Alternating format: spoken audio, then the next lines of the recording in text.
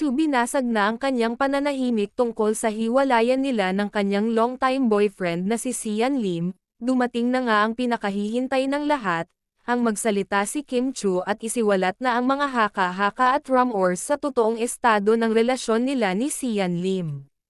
Sa ginawa nga ni Kim Chu na pagbabahagi na sabi niya in a relationship love is always a significant factor but sometimes love is not enough. Ayon pa daw kay Kim ay naging mutual ang naging desisyon nilang dalawa, na pagkasundoan daw nila na maging long-life friendship na lang ang relationship nilang dalawa.